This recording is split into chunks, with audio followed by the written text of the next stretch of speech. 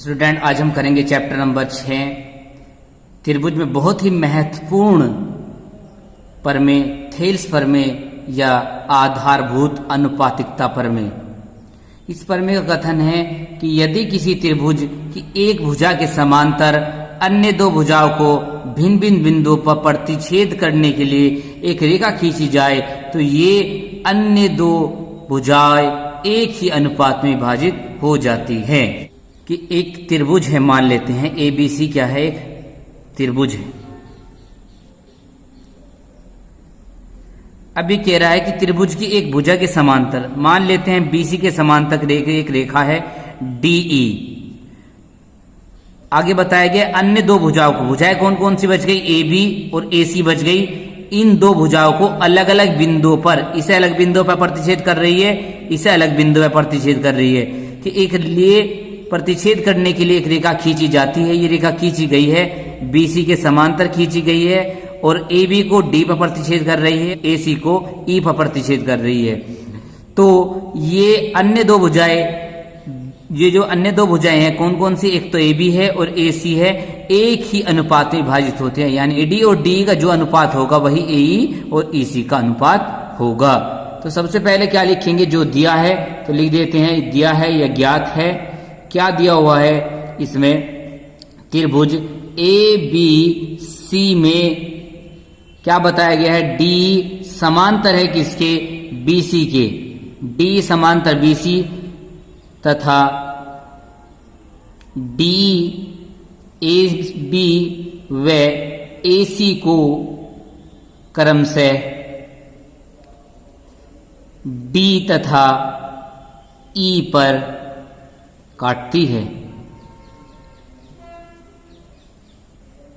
ये बताया गया है कि ये जो रेखा डी है वो बीसी के समांतर है और ए बी को डी पर काट रही है और ए सी को ई पर काट रही है। अब हमें सीधे ये करना है कि जो रेखा है इन दोनों को क्या करेगी, समान अनुपात में विभाजित करेगी। यानी ए डी बटे डी बी जो होगा वही क्या होगा, ए ई बटे ई सी होगा।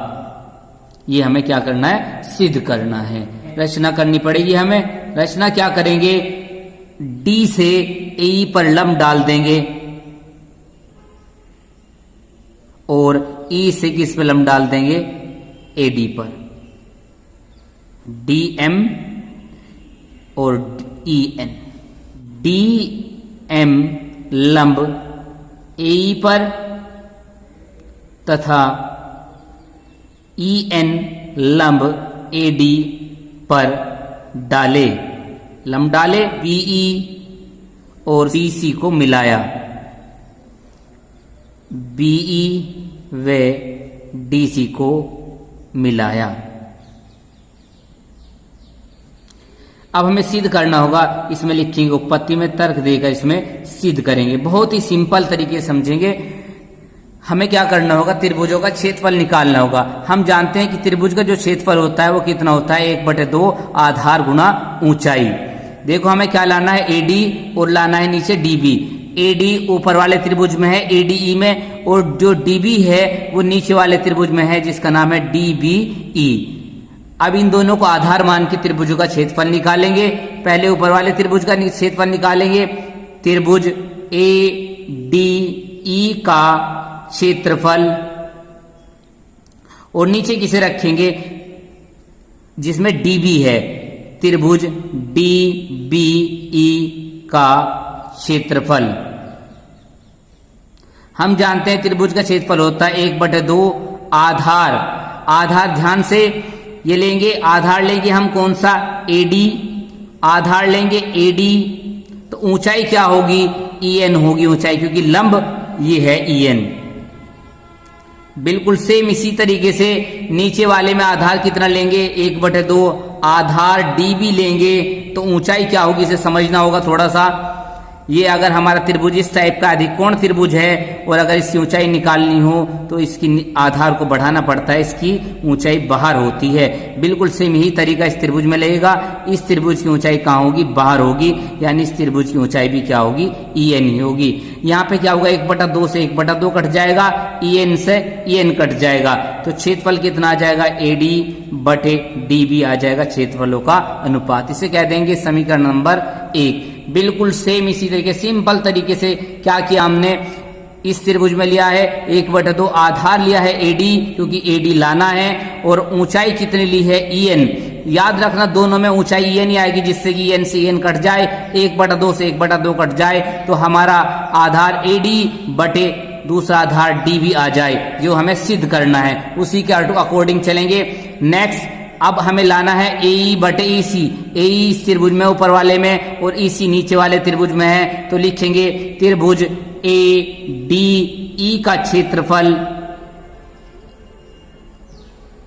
बटे में लिखेंगे जिसमें EC है त्रिभुज CED का क्षेत्रफल बराबर कितना आ जाएगा? 1/2। आधार लेंगे इसमें कौन सा? AE, क्योंकि हमें AE लाना है, और ऊंचाई लेंगे कितना? DM बटे बिल्कुल सेम ऐसे ही नीचे वाले में 1/2। आधार कितना लेंगे?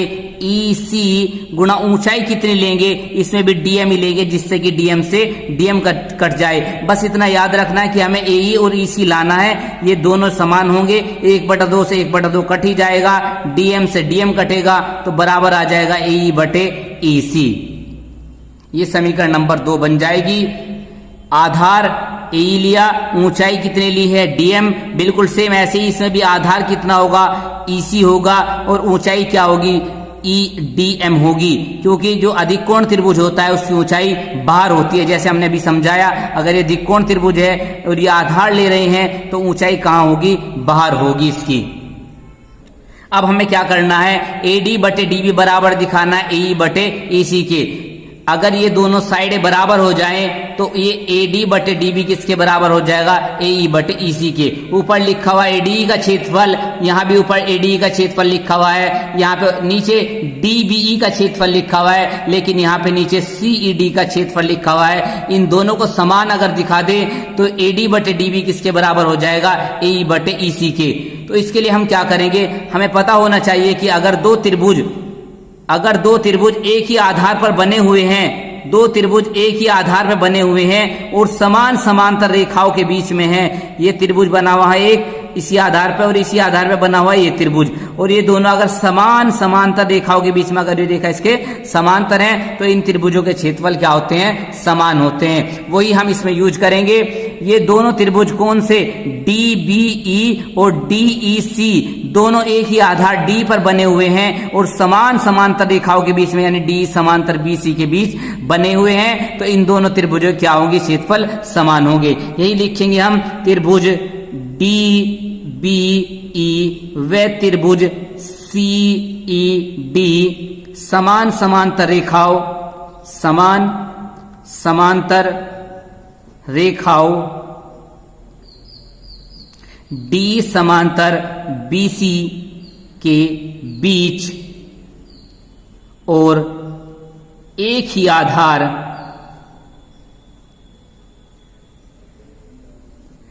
D पर बने हैं, तब क्या होगा? इन दोनों त्रिभुजों के क्षेत्रफल समान होंगे। त्रिभुज DBE का जो क्षेत्रफल होगा बराबर होगा त्रिभुज CED का क्षेत्रफल।